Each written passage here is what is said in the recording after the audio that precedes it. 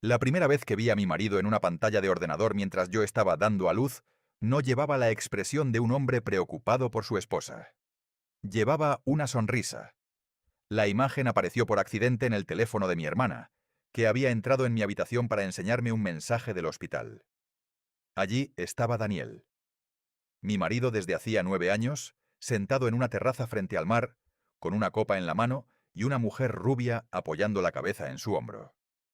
Yo estaba en una cama del Hospital Universitario de Salamanca, con 39 semanas de embarazo, esperando que mi hijo naciera después de una noche entera de contracciones.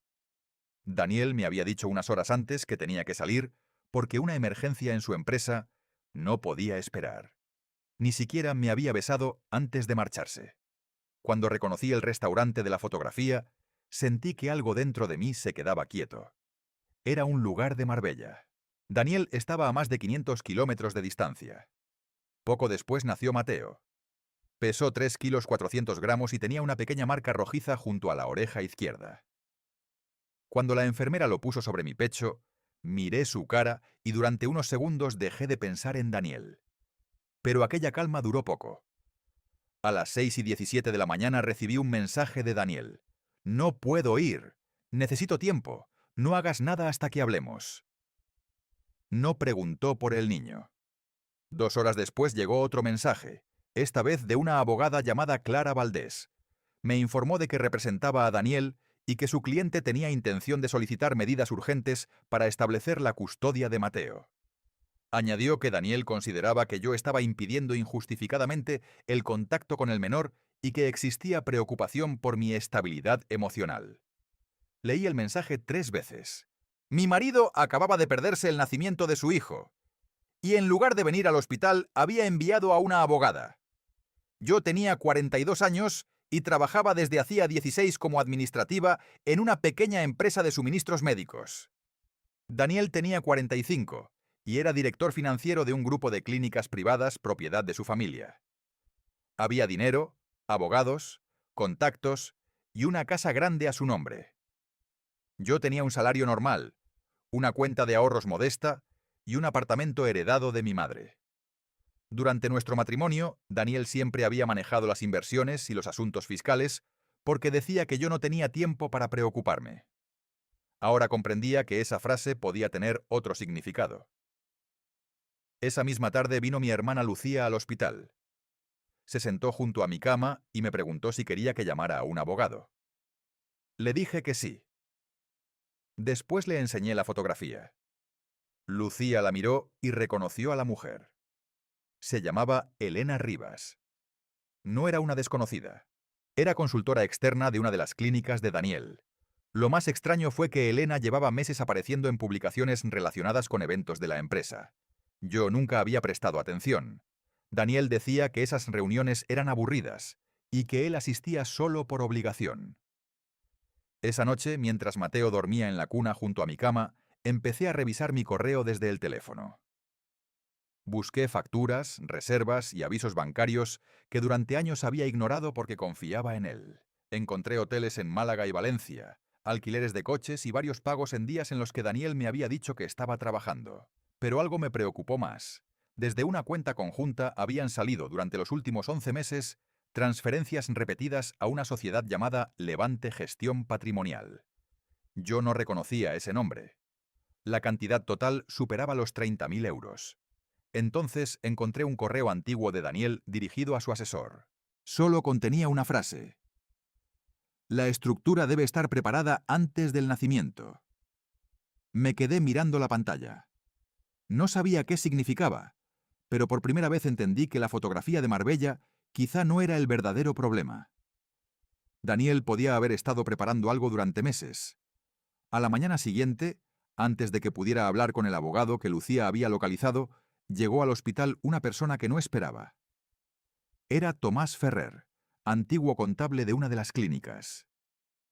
Lo conocía solo de haberlo visto un par de veces en cenas familiares.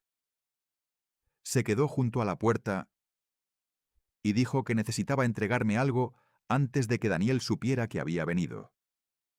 Sacó una carpeta gris de su mochila. No puedo quedarme, me dijo.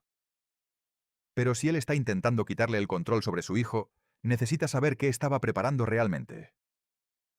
Abrí la carpeta y vi mi propia firma en la primera página. El problema era que yo jamás había firmado aquel documento. La firma estaba debajo de un documento titulado Autorización de Gestión Patrimonial y Representación Familiar. Mi nombre aparecía completo, seguido de un número de documento que reconocía perfectamente. La fecha correspondía a 8 meses atrás, cuando yo estaba trabajando en Salamanca y Daniel me había dicho que tenía una reunión de 2 días en Madrid. Pasé el dedo por la hoja sin tocar la tinta. Yo no he firmado esto, dije. Tomás asintió lentamente. Lo sé. Por eso estoy aquí. Le pedí que se sentara, pero negó con la cabeza. Miraba continuamente hacia el pasillo, como si esperara ver aparecer a alguien. Me explicó que había trabajado durante casi 10 años llevando parte de la contabilidad de las empresas de la familia de Daniel. Según él, Levante Gestión Patrimonial había sido creada para administrar inversiones privadas, pero durante el último año había empezado a recibir transferencias desde cuentas relacionadas con la empresa y también desde nuestra cuenta matrimonial. Lo más preocupante era que algunos documentos presentados como autorizaciones familiares incluían firmas que, según Tomás, parecían haber sido copiadas de contratos anteriores. ¿Por qué me está contando esto ahora?, pregunté. Tomás respiró profundamente. Porque hace 3 semanas me despidieron. Y antes de irme, hice copias de ciertos documentos que me parecía peligroso dejar allí. No quería entregárselos a nadie. Pero ayer escuché que Daniel estaba preparando una denuncia contra usted. Entonces entendí que esto podía acabar afectando a su hijo. Mi primera reacción fue pensar que todo podía ser una confusión. Daniel había manejado documentos durante años. Quizá aquella autorización era un trámite que yo había olvidado. Pero cuando Tomás señaló una cláusula concreta, sentí que se me enfriaban las manos. El documento decía que yo autorizaba a Daniel a administrar determinados bienes familiares y a tomar decisiones patrimoniales en caso de incapacidad temporal o prolongada de la esposa. También aparecía una referencia a una supuesta deuda personal de 120.000 euros. Yo no tenía ninguna deuda de esa cantidad. Tomás me mostró después un segundo documento. Era una declaración en la que supuestamente yo reconocía haber retirado dinero de una cuenta de inversión para gastos personales. La cantidad era de casi 50.000 euros. Esto podría explicar la acusación de inestabilidad financiera, dijo. Si presentan esto ante un juez junto con la denuncia sobre el niño, van a intentar construir una imagen de usted como una persona irresponsable. Miré a Mateo dormido. Tenía una mano cerrada junto a la mejilla. Me di cuenta de que Daniel no necesitaba demostrar que yo fuera una mala madre. Solo necesitaba sembrar suficientes dudas para conseguir tiempo y control. El abogado que Lucía había encontrado, Andrés Molina, llegó esa tarde al hospital. Era un hombre de 50 y pocos años, de trato tranquilo, especializado en derecho de familia. Le entregué la carpeta y le conté todo desde el principio. No me prometió que ganaría. Tampoco me dijo que Daniel sería castigado. Solo empezó a hacer preguntas muy concretas. ¿Quién había tenido acceso a mis documentos? ¿Dónde estaban mis originales? ¿Qué cuentas compartíamos? ¿Qué gastos podía justificar? ¿Cuándo había visto por última vez a Daniel? ¿Había mensajes que demostraran que él sabía que yo estaba en el hospital? ¿Quién podía confirmar mi estado durante el embarazo? Respondí una por una. Cuando terminó de revisar los documentos, me dijo algo que no esperaba. No intente destruir a su marido. Intente demostrar los hechos. Si él tiene dinero para contratar 10 abogados, usted necesita 10 veces más orden. Aquella frase se convirtió en mi regla durante los meses siguientes. Andrés solicitó copias certificadas de los documentos, registros bancarios y cualquier comunicación relacionada con la cuenta patrimonial. También me pidió que no respondiera directamente a Daniel. Esa misma noche él llamó. Vi su nombre en la pantalla durante casi un minuto antes de contestar. ¿Cómo está Mateo?, preguntó. Era la primera vez que mencionaba el nombre de nuestro hijo. Está bien. Necesito verlo. Puedes venir al hospital. No mientras estés acompañada por tu hermana y ese abogado. Quiero hablar contigo como mi esposa. Hace unas horas tu abogada dijo que estabas preocupado porque yo podía estar reteniendo al niño ilegalmente. Hubo silencio. Eso es una cuestión legal, respondió finalmente. ¿Y dejarme sola mientras daba a luz? ¿Qué era? No contestó. Entonces escuché una voz femenina al fondo. No distinguí las palabras, pero reconocí la voz. Era Elena. Daniel colgó poco después. Andrés me pidió que guardara el registro de la llamada. Al día siguiente, Daniel presentó formalmente su solicitud. El escrito afirmaba que yo había impedido deliberadamente que él conociera a su hijo, que sufría episodios de ansiedad que podían afectar mi capacidad para cuidar de Mateo y que existían dudas sobre mi estabilidad económica. También aseguraba que él disponía de una vivienda adecuada, recursos suficientes y apoyo familiar. En ningún punto decía que había estado en Marbella el día del nacimiento. Tampoco mencionaba a Elena. Pero había un detalle que casi me hizo reír de los nervios. Daniel afirmaba que llevaba semanas organizando su trabajo para estar presente en el parto, y que mi actitud había dificultado su participación. Andrés me pidió que no reaccionara públicamente. Así que reuní pruebas. Mi ginecóloga podía confirmar mis citas. El hospital tenía registrada la hora en que ingresé y la hora del nacimiento. Mi hermana tenía mensajes enviados por mí durante las contracciones. Y había algo más. La noche antes del parto, Daniel me había enviado un mensaje diciendo: «Mañana estaré contigo desde primera hora». Después, a las 4:12 de la madrugada, me escribió que una emergencia empresarial lo obligaba a viajar. Andrés consiguió que un perito revisara los documentos que supuestamente llevaban mi firma. El resultado preliminar no demostraba por sí solo una falsificación, pero sí mostraba diferencias importantes entre mi firma habitual y la que aparecía en las autorizaciones. Entonces Andrés encontró otro detalle. La notaría mencionada en uno de los documentos no había registrado ninguna comparecencia mía en aquella fecha. Aquello cambió el tono de nuestra defensa. Ya no estábamos hablando solamente de un matrimonio roto. Estábamos hablando de documentos que podían haber sido utilizados para construir una versión falsa de mi situación económica. Pero justo cuando pensé que finalmente entendíamos el plan de Daniel, Tomás volvió a ponerse en contacto conmigo. Esta vez no tenía una carpeta. Tenía un mensaje en su teléfono. «Hay una cosa que no le enseñé el otro día», me dijo. Y creo que es lo que Daniel ha estado intentando ocultar desde el principio. Me mostró una fotografía de un contrato de compra de una vivienda en Valencia. El comprador no era Daniel. Tampoco era Elena. El nombre que aparecía allí era el de una sociedad que, según los documentos que yo acababa de recibir, estaba parcialmente controlada por mí. Durante unos segundos pensé que Tomás se había equivocado de documento. Le pedí que ampliara la fotografía y allí estaba otra vez mi nombre, esta vez asociado a una sociedad llamada Sierra Norte. Consultores SL. Yo no conocía esa empresa.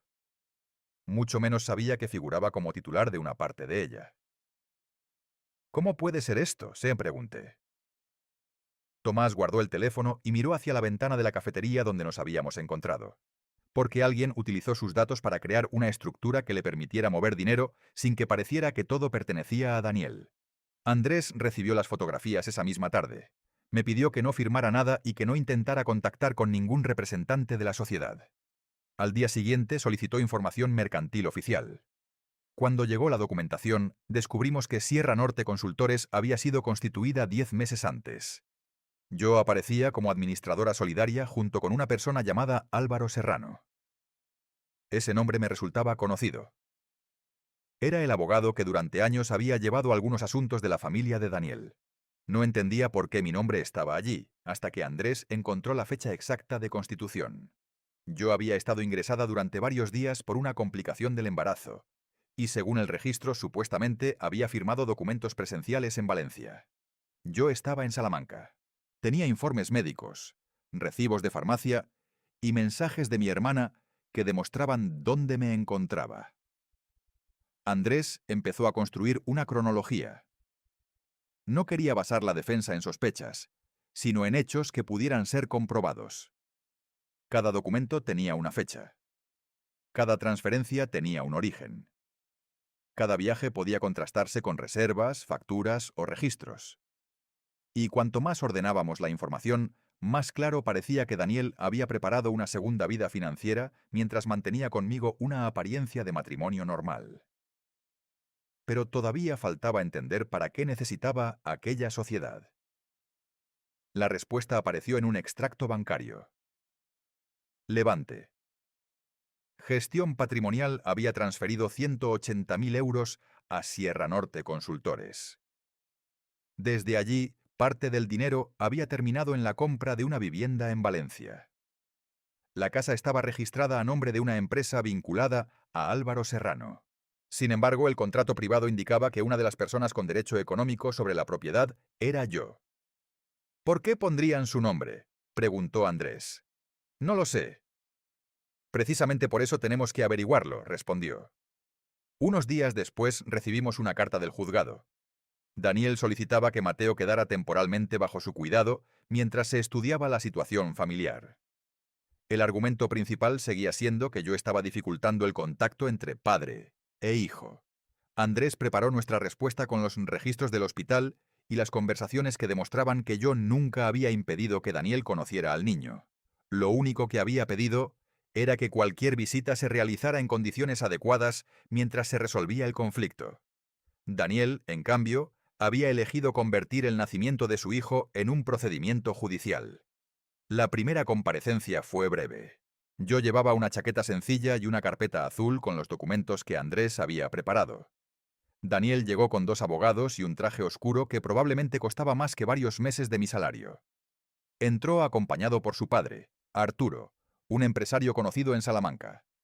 Durante años yo había visto cómo la gente cambiaba de tono cuando Arturo aparecía en una habitación. En el juzgado no fue diferente. Pero aquella vez yo no bajé la mirada. Cuando el juez preguntó por qué Daniel consideraba que existía un riesgo para Mateo, su abogado habló de mi supuesto aislamiento, de mis dificultades económicas y de una supuesta conducta impulsiva después del parto. Andrés esperó hasta que terminó. Entonces presentó los registros médicos, las declaraciones de mi hermana y los mensajes de Daniel. No hizo ningún comentario sobre Elena. Todavía no. El juez decidió que no existían motivos para separar a Mateo de mí y estableció un régimen provisional de visitas. Daniel podría verlo en un horario determinado mientras continuaba el procedimiento. Salí del edificio con Mateo en brazos. No sentí que hubiera ganado. Solo sentí que había conseguido unas semanas para respirar. 2 días después, Daniel apareció en mi antiguo lugar de trabajo. No entró a la oficina. Esperó en la calle y llamó a mi jefe, Julián. Le dijo que yo estaba atravesando una crisis personal y que probablemente necesitaría una baja prolongada. Después añadió que sería mejor para todos que revisaran mi situación laboral. Julián me llamó esa misma tarde. No quiero meterme en problemas familiares, me dijo, pero necesito que sepas que tu marido me ha pedido información sobre tus horarios y tu salario. Aquello me hizo comprender hasta dónde llegaba su influencia. Daniel no solo quería controlar el procedimiento sobre Mateo.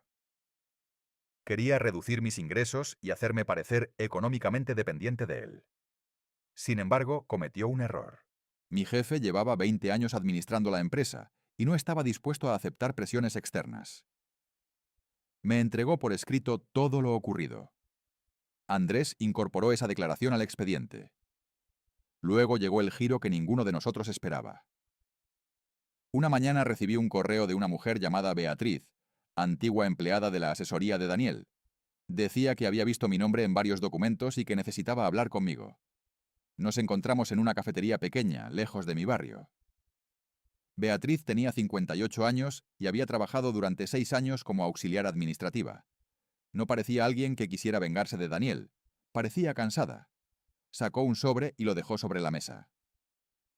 Yo preparé las transferencias, dijo. Pero no sabía que usted no estaba al tanto. Le pregunté qué transferencias. Beatriz abrió el sobre y me enseñó varias órdenes bancarias. Algunas correspondían a los pagos que ya conocíamos. Otras eran nuevas. Había pagos mensuales destinados a una empresa de gestión de imagen personal. El beneficiario final era Elena Rivas. Pero lo más importante estaba en la última hoja. Era una póliza de seguro de vida contratada meses antes. El beneficiario no era Daniel. Tampoco era Mateo. Era una sociedad que yo acababa de descubrir. Beatriz me miró fijamente. Creo que Daniel pensaba que usted nunca iba a revisar nada. Entonces entendí cuál había sido mi verdadera ventaja desde el principio. Daniel tenía dinero, abogados y contactos. Yo tenía algo que él no podía comprar fácilmente. Una historia documentada de cada día en el que supuestamente había ocurrido algo diferente. Y ahora alguien que había trabajado dentro de su propia estructura estaba dispuesto a contar lo que sabía. Pero Beatriz todavía no había terminado. Se inclinó hacia mí y bajó la voz. Hay un archivo que nunca entregué a Daniel. Y dentro de ese archivo está la razón por la que necesitaba que usted pareciera una mujer incapaz de manejar su propia vida. Beatriz no me entregó el archivo en aquella cafetería. Me dijo que lo guardaba en su casa y que necesitaba unas horas para encontrarlo porque había cambiado varias veces de lugar desde que dejó la asesoría.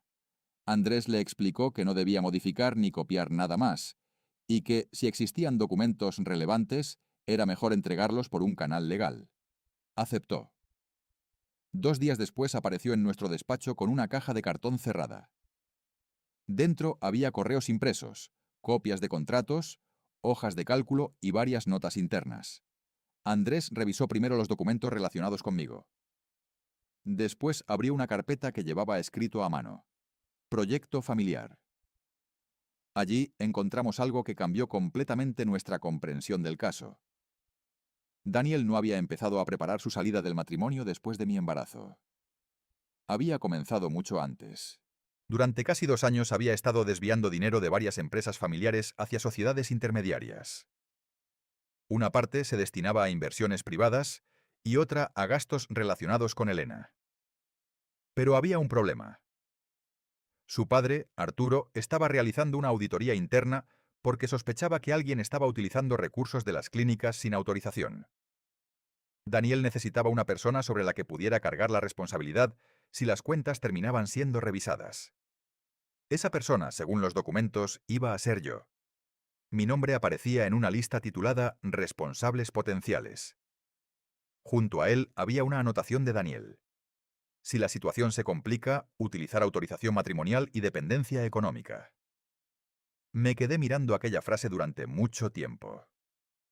No había sido una esposa distraída que accidentalmente había quedado atrapada en un conflicto empresarial. Había sido elegida como posible escudo. Andrés continuó revisando. Encontró correos en los que Daniel discutía con Álvaro Serrano sobre cómo hacer que ciertas operaciones parecieran préstamos familiares. En uno de ellos, Daniel mencionaba que mi firma aparecía en documentos antiguos y que sería sencillo utilizarla como referencia para nuevas autorizaciones. No decía explícitamente que quisiera falsificar mi firma, pero el contexto era suficiente para que el abogado considerara necesario solicitar una investigación formal. También había conversaciones sobre mi embarazo. Daniel había escrito que después del nacimiento sería más fácil presentar una solicitud de custodia si yo parecía agotada, aislada y financieramente dependiente. Esa parte me dolió más que la fotografía de Marbella. La otra mujer era una traición. Aquello era una estrategia. Habían convertido mi embarazo en una variable dentro de un plan. Pero todavía faltaba una pieza. ¿Por qué Daniel necesitaba quedarse con Mateo? Andrés encontró la respuesta en un documento preparado por un asesor fiscal. Daniel había constituido una estructura patrimonial destinada a recibir ciertos activos familiares en caso de que Arturo falleciera. Una de las condiciones para acceder a determinados beneficios era demostrar una situación familiar estable y una persona dependiente que pudiera justificar determinadas decisiones patrimoniales.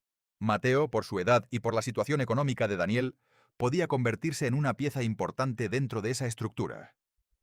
No significaba que quisiera a su hijo por una razón financiera, pero sí que el control sobre el niño podía darle una posición mucho más fuerte frente a su propia familia.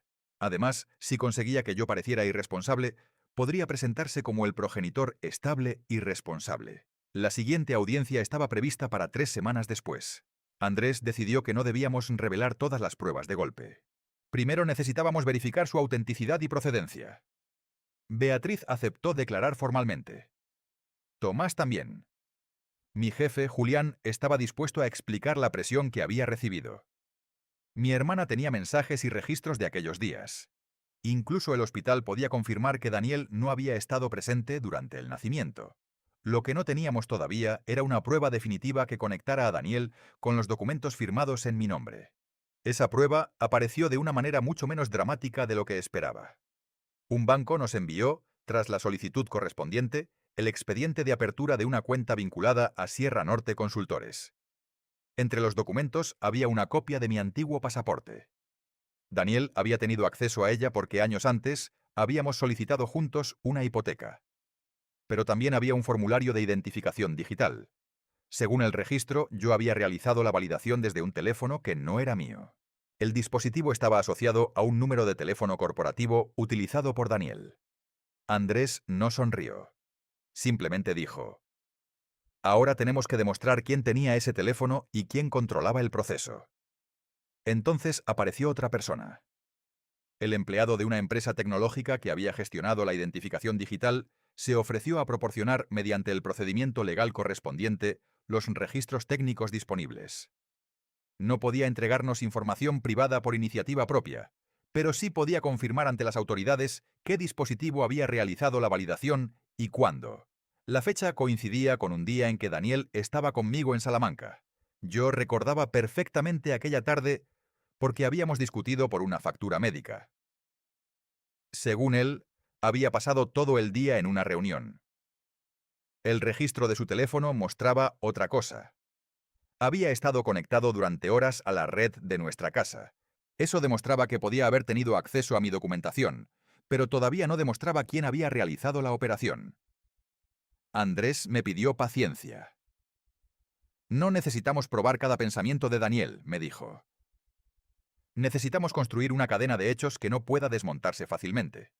Mientras tanto, Daniel cambió de estrategia.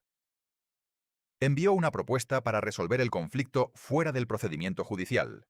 Ofrecía retirarse de algunas acusaciones si yo aceptaba que Mateo viviera con él durante determinados periodos y si renunciaba a reclamar cualquier participación en los bienes adquiridos durante el matrimonio. También quería que firmara un acuerdo de confidencialidad. Cuando leí la última página entendí por qué tenía tanta prisa. El documento incluía una cláusula que decía que ninguna de las partes podría realizar declaraciones públicas sobre los asuntos económicos o familiares discutidos durante el procedimiento. Daniel quería silencio. Andrés me preguntó qué quería hacer. Miré el acuerdo y pensé en todo lo que había ocurrido desde aquella fotografía en Marbella. Por primera vez no sentí miedo ante la posibilidad de enfrentarme a él. «No voy a firmar nada», dije. «Pero tampoco voy a destruirlo. Quiero que todo se revise por la vía correcta». Andrés asintió. Esa misma noche recibimos una llamada de Beatriz. Su voz temblaba. «Acabo de recordar algo», dijo. «Hay un correo que no estaba en la caja. Lo envié yo misma a Daniel hace casi un año. Y creo que explica por qué decidió adelantar todo el plan». Cuando me mandó la copia, vi el asunto del mensaje. Auditoría de Arturo Serrano. Debajo aparecía una sola frase de Beatriz dirigida a Daniel. «Tu padre ya sabe que falta dinero y ha pedido revisar los movimientos de las sociedades». Y debajo de esa frase estaba la respuesta de Daniel, enviada apenas 7 minutos después. «Entonces tenemos que hacer que parezca que el problema es ella». Cuando terminé de leer aquella respuesta de Daniel, dejé el teléfono sobre la mesa y me quedé mirando la ventana. Afuera llovía y el ruido de los coches llenaba la calle. Pero dentro de la habitación todo parecía detenido. Durante años había pensado que los problemas de nuestro matrimonio eran discusiones normales entre dos personas que habían cambiado con el tiempo. Ahora tenía delante una frase escrita por mi propio marido que demostraba que, mucho antes del nacimiento de Mateo, había considerado utilizarme para protegerse de una auditoría. Andrés guardó una copia del correo y me dijo que no debía enviárselo a nadie ni comentarlo con Daniel. El siguiente paso era poner toda aquella información en manos de las autoridades y del juzgado de manera ordenada. Beatriz declaró formalmente. Tomás también. Ambos entregaron los documentos que conservaban y explicaron cómo habían llegado a sus manos. El proceso fue lento. No hubo una escena espectacular ni una confesión repentina. Hubo solicitudes, fechas, firmas, registros y preguntas repetidas. Precisamente por eso empecé a recuperar cierta tranquilidad. Cada vez que Daniel intentaba presentar una versión, nosotros podíamos responder con un documento verificable. Su abogado insistió en que las pruebas procedían de antiguos empleados descontentos. Andrés contestó que la opinión de esas personas no era lo importante. Lo importante eran los registros bancarios, los documentos mercantiles y los datos técnicos que podían ser comprobados independientemente. Mientras tanto, Daniel siguió intentando presentarse como el padre preocupado que solo quería proteger a su hijo. En una entrevista con un trabajador social habló de mi supuesto aislamiento y afirmó que yo había cambiado después del parto. Cuando me preguntaron directamente por mi relación con él, no insulté a Daniel ni describí su comportamiento con palabras que no pudiera demostrar. Entregué los mensajes, expliqué las fechas, mostré los informes médicos. Y cuando me preguntaron por qué había rechazado su propuesta de acuerdo, respondí que no quería impedir el contacto entre padre e hijo, pero que no estaba dispuesta a aceptar acusaciones falsas a cambio de silencio. El trabajador social visitó mi apartamento. Era pequeño, pero estaba limpio y preparado para Mateo. La cuna estaba junto a mi cama y había una silla que mi hermana había conseguido para las noches en las que el niño necesitaba comer. La nevera estaba llena de comida sencilla. No había nada extraordinario. Precisamente eso era lo que podía mostrar. Una vida normal. Daniel, en cambio, tenía una casa enorme, pero el informe señaló que durante las visitas provisionales dependía constantemente de familiares y personal doméstico para atender al niño. No era una condena contra él, pero demostraba que tener dinero no equivalía automáticamente a estar más preparado para cuidar de un recién nacido. Un mes después, el juzgado amplió el régimen de visitas de Daniel, pero mantuvo a Mateo viviendo conmigo. Aquello no terminó el conflicto. Solo cambió el terreno. Daniel empezó a presionar a su propio padre. Arturo había recibido la documentación de la auditoría y pidió una reunión familiar. Según Beatriz, Daniel intentó convencerlo de que yo había manipulado a los empleados para destruir su carrera. Arturo no respondió inmediatamente. Revisó los números. Después contrató una firma independiente para auditar las empresas. Aquella decisión fue probablemente el mayor error de Daniel, porque ya no podía controlar la investigación. Los auditores encontraron transferencias que no coincidían con los servicios declarados.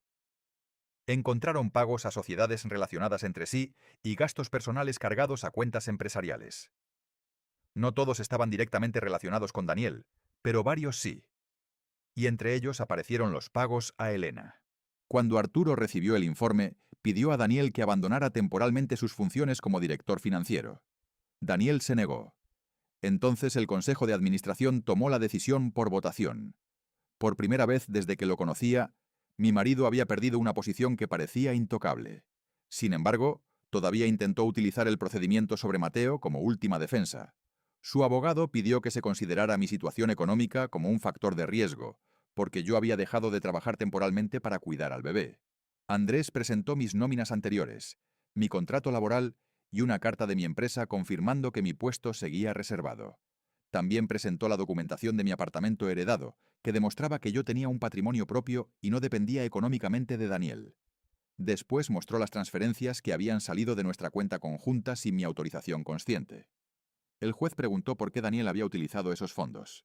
Su abogado respondió que eran gastos relacionados con inversiones familiares. Andrés presentó entonces los documentos de Levante Gestión Patrimonial y preguntó quién había autorizado las operaciones. Daniel guardó silencio. Su abogado pidió un receso. Yo observé a mi marido desde el otro lado de la sala. No parecía el hombre de aquella fotografía de Marbella. Ya no tenía aquella seguridad relajada. Hablaba con sus abogados en voz baja y miraba continuamente los documentos. Pero el golpe más fuerte llegó cuando se revisó la supuesta autorización matrimonial. El notario, cuya oficina aparecía en el documento, confirmó que yo nunca había comparecido allí. Además, el registro de citas mostró que ese día la oficina había permanecido cerrada por una avería eléctrica. El documento no podía haber sido firmado allí como se afirmaba.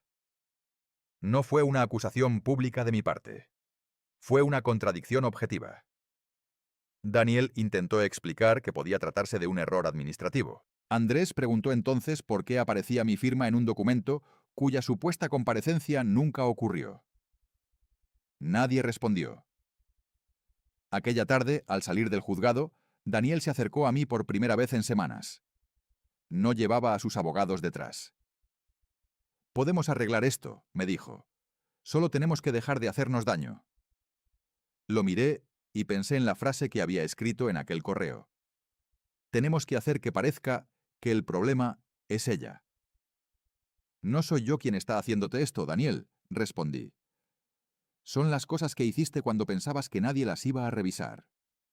Él apretó los labios y bajó la mirada. Después me dijo algo que no esperaba. «Si sigues adelante, vas a perder más de lo que crees». No contesté. Esa misma noche Andrés me llamó. Había recibido una notificación urgente. La investigación sobre las sociedades iba a ampliarse, y el fiscal había solicitado documentación adicional. Pero había un detalle nuevo. Una de las cuentas utilizadas para las transferencias estaba relacionada con una operación que Daniel había firmado personalmente. Por primera vez, ya no se trataba solo de demostrar que yo no había cometido aquello de lo que me acusaban. Ahora existía la posibilidad de demostrar quién había construido la mentira. Y al día siguiente, Daniel recibió la noticia que podía cambiar definitivamente su posición frente al tribunal. La noticia llegó a Daniel a primera hora de la mañana. El juzgado había recibido el informe de la investigación financiera y, al mismo tiempo, la documentación técnica relacionada con la identificación digital que supuestamente había realizado yo. Andrés me explicó por teléfono que todavía no había una resolución definitiva sobre ninguna responsabilidad penal, pero que los nuevos documentos cambiaban la valoración del caso familiar porque demostraban que varias de las acusaciones económicas utilizadas contra mí estaban vinculadas a operaciones que yo no había controlado. También había una segunda novedad. La firma tecnológica había confirmado que la validación electrónica de uno de los documentos se había realizado desde un dispositivo corporativo asignado temporalmente a Daniel. No era una prueba aislada que resolviera todo, pero encajaba con la cronología que habíamos construido. El mismo día, el Consejo de Administración de las Clínicas confirmó la suspensión definitiva de Daniel como director financiero mientras terminaba la auditoría. Su padre, Arturo, no hizo ninguna declaración pública. Simplemente dejó de cubrir los gastos legales personales de su hijo. Para Daniel, aquella decisión fue más dura de lo que yo había imaginado, porque durante años había vivido convencido de que su apellido era una especie de protección. Ya no lo era. Aún así, yo seguía teniendo una preocupación mucho más sencilla. Mateo. El niño había empezado a sonreír cuando escuchaba mi voz y a mover las manos cada vez que alguien se acercaba a su cuna. Daniel seguía teniendo derecho a verlo y yo nunca intenté impedirlo. Las visitas continuaron bajo el régimen establecido por el juzgado. Algunas fueron tensas. Otras fueron tranquilas. Me sorprendió comprobar que cuando Daniel estaba solo con Mateo, podía comportarse como un padre atento. Aquello me obligó a separar dos cosas que durante meses había mezclado: el hombre que me había traicionado y el padre que, independientemente de todo, debía responder por su relación con nuestro hijo. Andrés me recordó que proteger a Mateo no significaba convertirlo en un arma contra Daniel. Así que mantuve todas las comunicaciones por escrito y respeté cada decisión judicial. No quería ganar una batalla para perder mi propia tranquilidad. Mientras tanto, Elena desapareció de las fotografías y de los eventos de la empresa. Según la auditoría, había recibido pagos por servicios que no estaban suficientemente documentados. Ella negó cualquier relación sentimental con Daniel cuando fue consultada por los investigadores, aunque algunos mensajes demostraban que habían mantenido una relación personal durante bastante tiempo. No me interesó discutir quién había amado a quién. Lo importante era que Daniel había utilizado dinero familiar y empresarial mientras me hacía creer que nuestras cuentas estaban bajo control. Un viernes por la tarde, Andrés me llamó para decirme que la fiscalía había solicitado entrevistarme. Sentí un nudo en el estómago. Hasta ese momento había contado mi versión ante abogados, trabajadores sociales y jueces.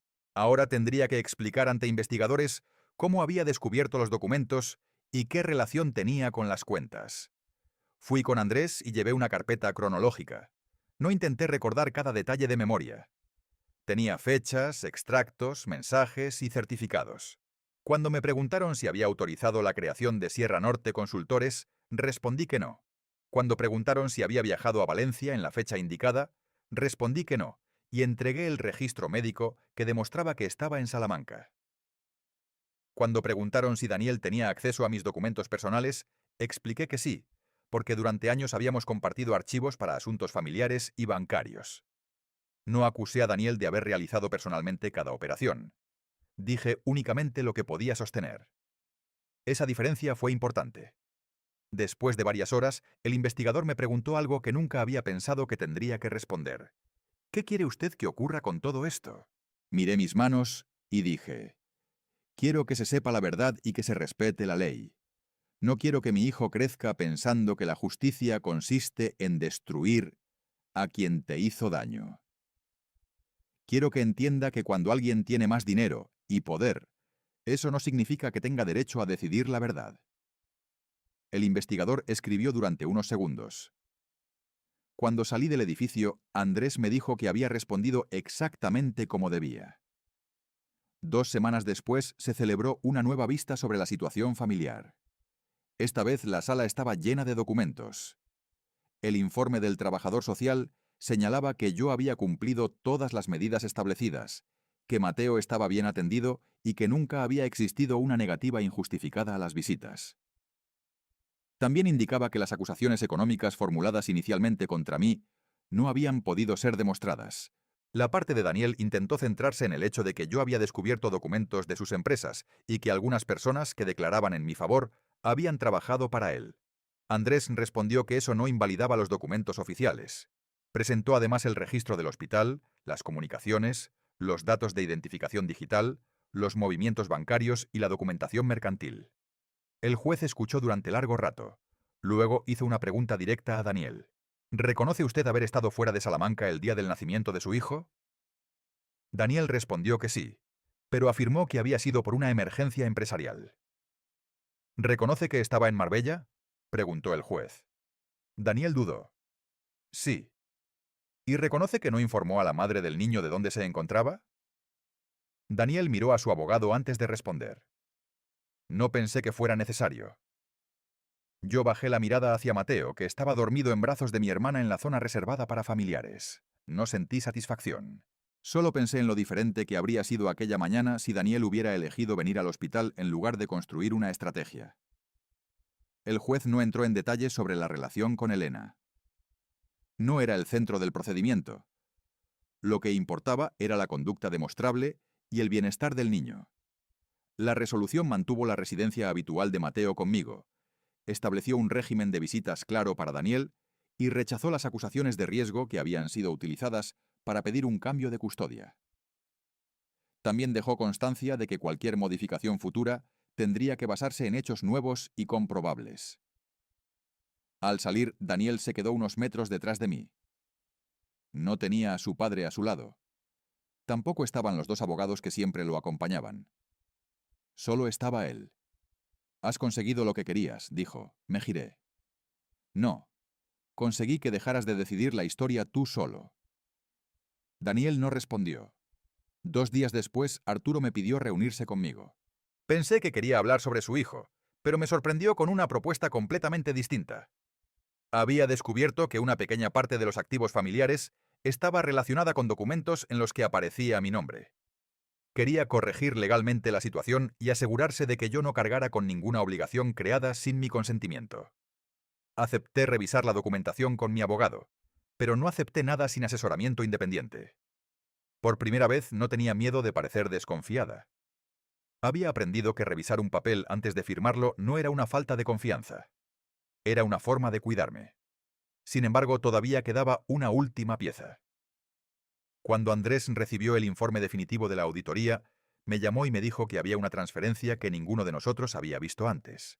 El dinero había salido de una cuenta controlada por Daniel pocos días después de mi parto, y había terminado en una cuenta extranjera vinculada a una sociedad que no aparecía en ninguno de los documentos anteriores. Y en la descripción de la transferencia había una frase de solo 4 palabras. Plan B. Si ella habla. Cuando vi la descripción de aquella transferencia, no sentí la misma sorpresa que habría sentido unos meses antes.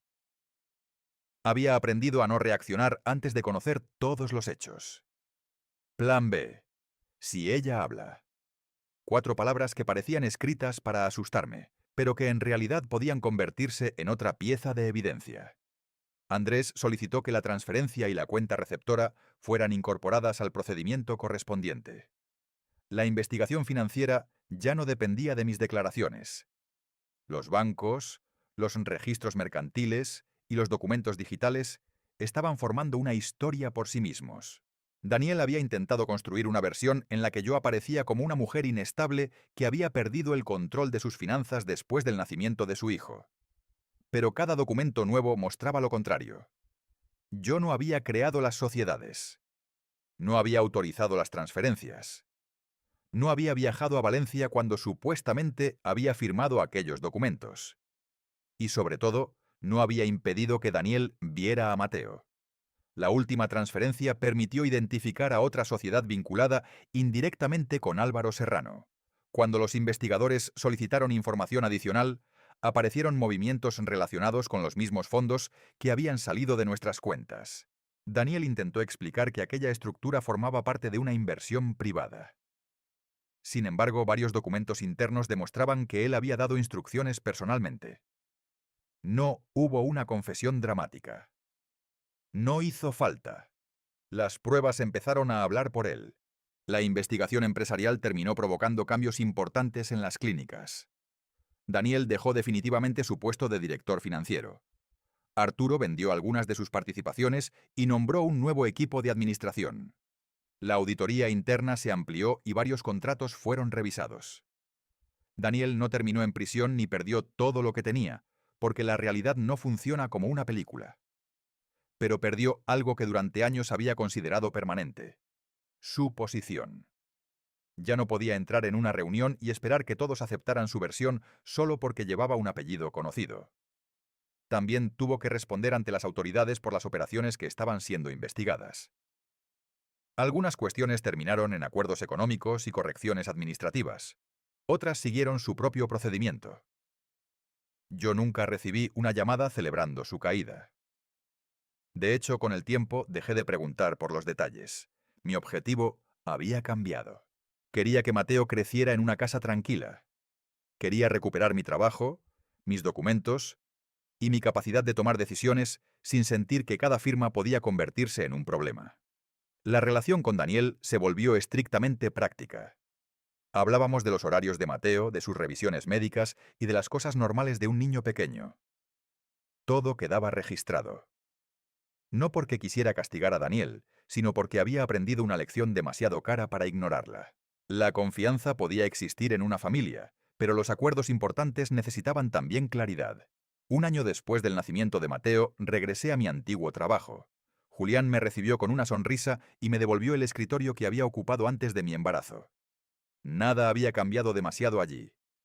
La misma impresora hacía ruido. El mismo café de la máquina sabía mal. Y las mismas personas discutían sobre los pedidos de los clientes. Aquella normalidad me hizo sentir más orgullosa que cualquier victoria judicial. Había pensado que recuperar mi vida significaría conseguir una gran compensación, o ver a Daniel completamente derrotado.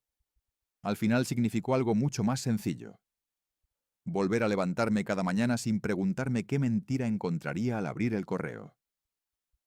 También cerré la cuenta conjunta que había mantenido con Daniel y abrí una cuenta únicamente a mi nombre. Actualicé mis documentos, revisé mis seguros y aprendí a leer cada contrato antes de firmarlo. Lucía se burlaba de mí porque ahora tardaba 20 minutos en revisar una página que antes habría firmado en 2. Yo me reía con ella. Ya no me avergonzaba de ser cuidadosa. Beatriz y Tomás siguieron adelante con sus vidas. Beatriz encontró trabajo en otra asesoría y Tomás comenzó a colaborar con una pequeña empresa de contabilidad. Nunca los consideré héroes. Hicieron lo que creyeron correcto cuando pudieron hacerlo. Para mí eso fue suficiente. Elena desapareció completamente de mi vida. Su relación con Daniel terminó mucho antes de que terminara el procedimiento. Según lo que supe después, ella había pensado que Daniel estaba a punto de separarse y comenzar una nueva vida con ella. Cuando descubrió la verdadera dimensión de sus problemas financieros, tomó distancia. No sentí satisfacción por eso.